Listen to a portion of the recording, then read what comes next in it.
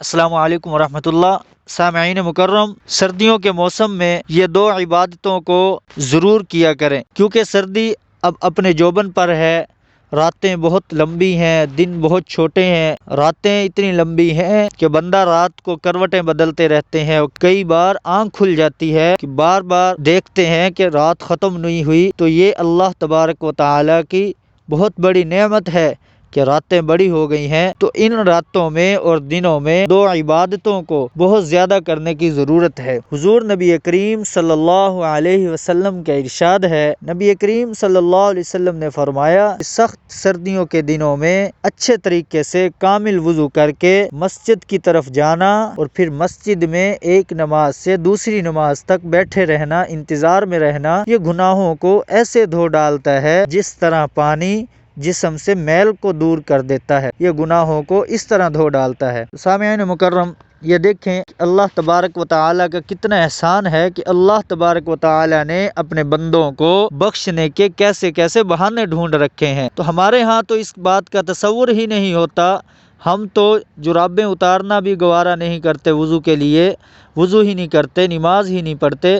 تو یہ ذہن میں رکھیں کہ اگر ہمیں اس بات میں مشقت ہوتی ہے کہ وضو کریں گے، سردی لگے گی، تو اللہ تبارک و تعالیٰ نے پھر اس مشقت پر اجر بھی تو اتنا ہی رکھا ہے۔ تو اس بات کو ذہن میں رکھیں کہ سردیاں یہ اللہ تبارک و تعالیٰ کی بہت بڑی نعمت ہے۔ اس غنیمت سے فائدہ اٹھا لیں جتنا ہو سکتا ہے۔ اگر اب بھی ہم نے اس غنیمت سے فائدہ نہ اٹھایا، اتنی لمبی راتوں سے، چھوٹے چھوٹے دنوں سے، تو پھر کب فائدہ اٹھائیں گے؟ تو سامعین محترم، ایک اور حدیث میں حضور نبی کریم صلی اللہ علیہ وسلم نے ارشاد فرمایا کہ سردیوں میں روزہ رکھنا یہ ٹھنڈی غنیمت ہے۔ وہ کس طرح کہ صبح کو فجر کے لیے اٹھے، ناشتہ کیا، ٹائم کا پتہ ہی نہیں چلا، ظہر ہو گئی، پھر عصر ہو گئی، اس طرح دن ختم ہوتا جا رہا ہے۔ تو یہ سردیوں کے سارے دن بہت ہی چھوٹے ہوتے ہیں۔ تو حضور نبی کریم صلی اللہ علیہ وسلم نے فرمایا کہ جو روزہ رکھے گا یہ بہت بڑی غنیمت ہے۔ اور دوسرا کام جو ہے وہ رات کو اٹھ کر وضو کر کے اللہ تبارک و تعالیٰ کے سامنے سجدہ ریز ہونا، تہجد کی نماز پڑھنا۔ نبی کریم صلی اللہ علیہ وسلم کا ارشاد ہے کہ فرض نمازوں کے بعد اللہ تبارک و تعالیٰ کو سب سے جو پسندیدہ، وہ اللہ تبارک و تعالیٰ کو تہجد کی نماز پسند ہے، کہ اللہ تبارک و تعالیٰ کے سامنے سجدہ ریز ہونا۔ اللہ تبارک و تعالیٰ اپنی شایان شان رات کو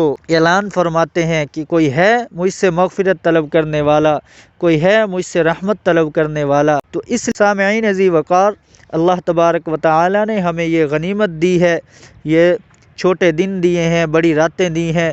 تو سونے پر سہاگا تو یہ ہے کہ جن لوگوں کے رمضان کے روزے قضا ہوئے ہیں، تو اس سردی کو غنیمت سمجھتے ہوئے اپنے رمضان کے روزے مکمل کرے۔ دیکھنا اللہ تبارک و تعالیٰ کے سامنے جب آپ اپنی درخواست رکھیں گے، اللہ سے جو بھی مانگیں گے، تو اللہ تبارک و تعالیٰ اپنی شایان شان وہ آپ کو عطا فرمائیں گے۔